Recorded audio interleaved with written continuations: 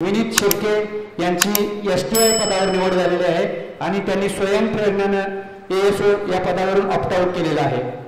हे आपले मनोगत व्यक्त करतील। व्यासपीठावर उपस्थित सर्व मान्यवर, उपस्थित सर्व सत्कारमूर्ती आणि जे ॲस्पायरंट्स आहेत ते सर्वजण, मी माझं आता STI मध्ये सिलेक्शन झालेलं आहे। त्याचबरोबर मी मुख्य परीक्षाही दिलेली आहे। तर 2023च्या मुख्य परीक्षेमध्ये GS2 मध्ये एक क्वेश्चन होता की सिव्हिल सर्व्हिसेस डे कधी असतो। 1 लाईनर प्रश्न होता तो, 21 एप्रिल हे आन्सर होतं। पण मला वाटतं की खऱ्या अर्थानं 21 एप्रिल हा सिव्हिल सर्व्हिस डे असतो याची आठवण काकडे सरांनी आपल्याला करून दिलेली आहे। कारण की पद, सक्सेस किंवा जे आपण भौतिक यश म्हणतो त्याला सत्कार देणारे, त्याचं कौतुक करणारे खूप असतात, पण चांगल्या गुणांची आणि वृत्तींची कौतुक करणारे खूप कमी लोक असतात।